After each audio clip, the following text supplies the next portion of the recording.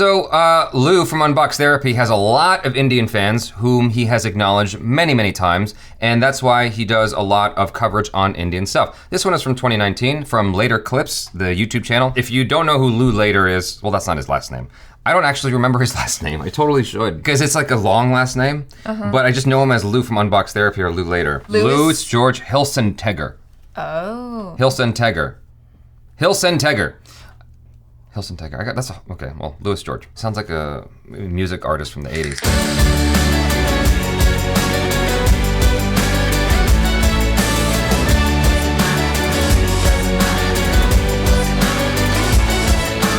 This video is called Bollywood Rapper Crushes YouTube View Record. Okay. So if you don't already, I mean, make sure you check out Lou from Unbox Therapy. Unbox Therapy is his main YouTube channel. Then he's got Lou Later, which is where he has podcast format discussions. Later Clips is where he takes segments and he puts it on this channel and it's more digestible. So Bollywood Rapper Crushes YouTube View Record. Let's check this out. I don't know if I'm gonna show the whole thing. I might not need to. I just wanna get the gist of the information and we can start our discussion about it. Here's a cool story, Will. This one really caught my attention. It merges some of the worlds that we like to talk about. Bollywood rapper sets viewer record YouTube isn't talking about. So this happens a lot. This dude, I'm gonna say his name. With the exception of T-Series. Badshah. Maybe I said it right. Badshah. This is the story I'm looking at on Bloomberg.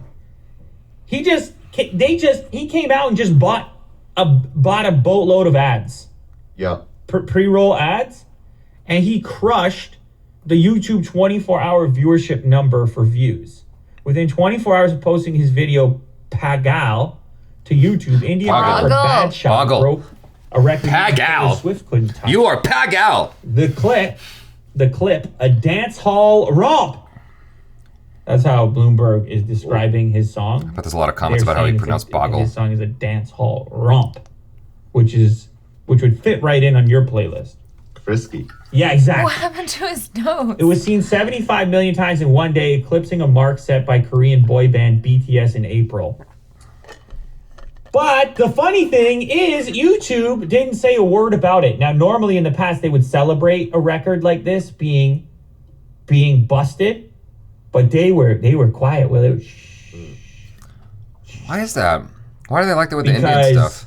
It didn't come from a typical source. Yeah. It wasn't from like a preordained band or name. It wasn't a Taylor Swift type of thing. It wasn't westernized. It wasn't Western. Exactly. But then again, BTS isn't. I didn't know BTS is really. It's dry weather, maybe. Well, I guess it is now, but it's not a Western source. No. But with Blackpink is on there, they're number 4. Yeah. Anyhow, Blackpink. This guy says that he's being discriminated against. Yeah. Yes. He says India's on the come up and the rules should apply to me because he says, or at least people close to the matter, seem to indicate that everybody's doing this activity of purchasing views. I don't particularly understand. through YouTube service. So what a precarious What don't you understand? He bought the views? in which No, he bought ad you're watching spots, on YouTube pre-roll ad spots. People clicked on and those the ad spots and then watched the video. associated with it is boosted by that individual purchasing advertising views to make it look to you that their content is more popular than it is in order to get stories like this to then promote some actual real views and awareness. The whole time, Google banking on both ends. Yes. Google banking on the end of, well, you're watching it as a user because you've now found out about it. So therefore, we're going to earn some ad revenue. And then getting the actual producer to pay to create the ad revenue. Getting money on both sides, Will. Yeah. I don't know what 75 million views cost, but it's a lot of money.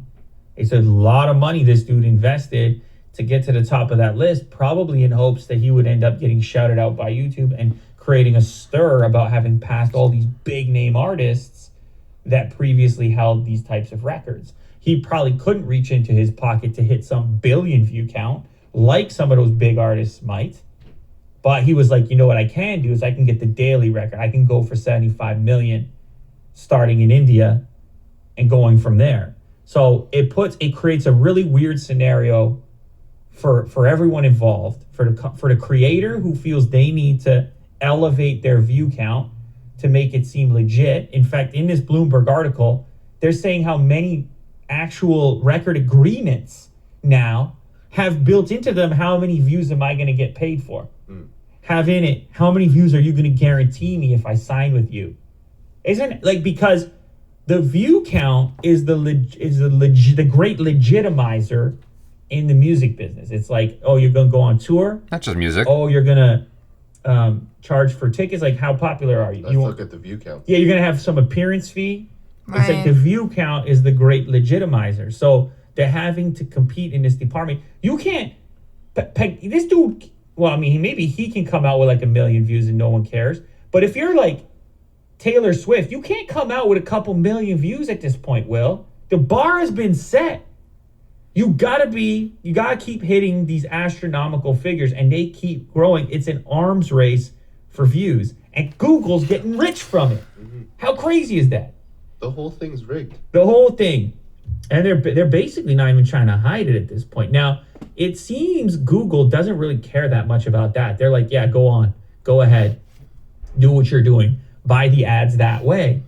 But on the other hand, there are some executives close to the matter here in this article that are saying, well, what about bots?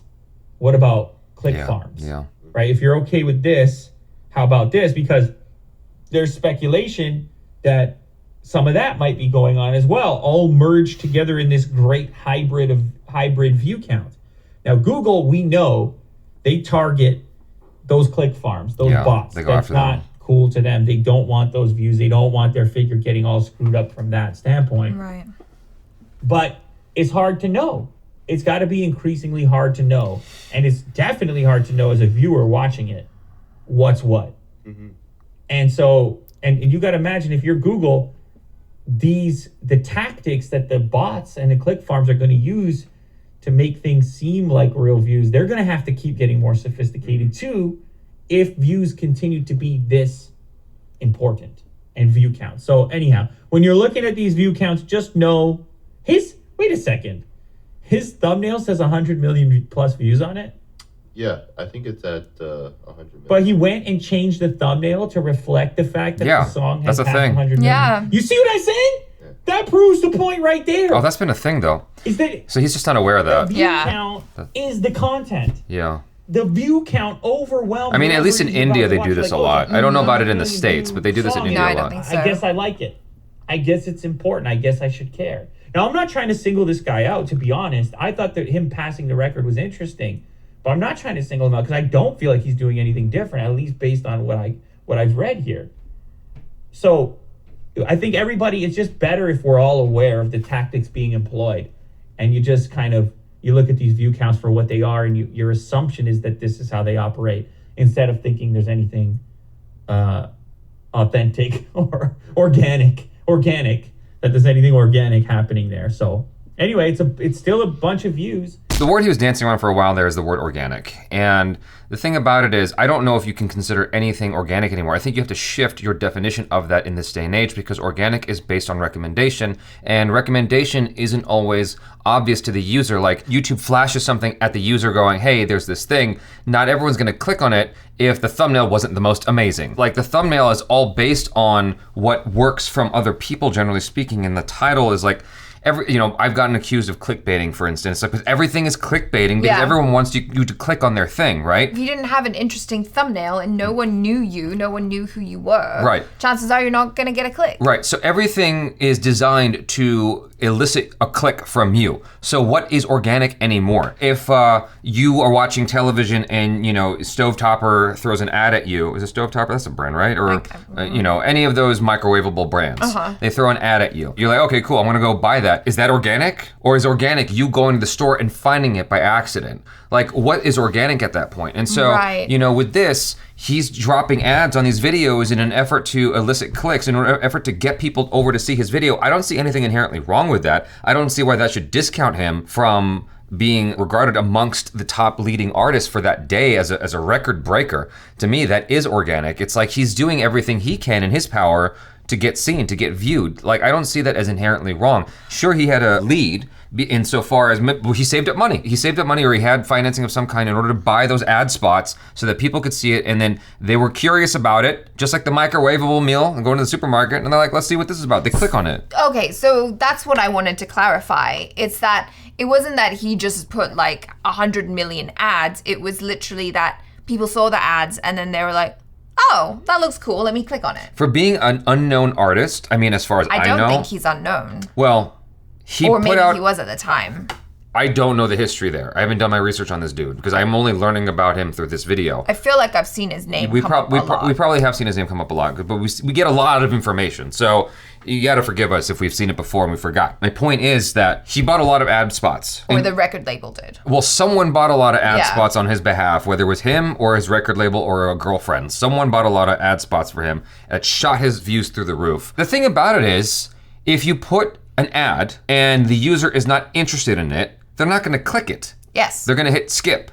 Which is what most people do. A lot of people went to his video, and presumably a lot of people shared his video as well. And then there are some people who were like, oh, this is good, and they just listened to it again. They're not even watching it. Yeah. They just listened to it again. And so you have a lot of repeat views from people who really enjoyed it. So I don't see why he should be disregarded. I think that's wrong, and that happens a lot. The same thing happened with BTS a couple times, actually. Oh yeah, like, then they have like some crazy amount of views on the first day. They smashed records. They smashed all kinds of world records, and they were completely disregarded and snubbed. I don't know where they were snubbed. I just remember Philip DeFranco talking about it, where it was like Billboard or something like that. Like they weren't regarded in like the top whatever when they should have been by all rights. They're playing over here. I hear the music on the radio now. Whenever I happen to listen to the radio, I hear BTS sometimes. I'm like, oh, it's really made it far. I don't see why this shouldn't get the same sort of love, is what I'm trying to say. And I'm glad he brought attention to this, because it should get the same amount of love. I don't see why not. And it wasn't until T-Series that people sat up and paid attention and said, oh, India is like something that we're competing with now. That was when they finally took notice. Obviously, there are music artists over here who have for a while been paying attention to Indian music and try to integrate them, but like Britney Spears' Toxic was one of those songs that did it really, really well. But there's always this attempt at integration, which happens on both sides of the fence. There's always an attempt at integration of some kind of different influences. It does annoy me that thing would happen to, unless there was something suspect and weird that he did that would prevent him from being able to be regarded amongst those artists. I don't know, because it sounds like what Lou is arguing is that a lot of artists do it. I don't know if I've actually really noticed that for music videos. I've definitely noticed it for trailers. If you go driving through Hollywood.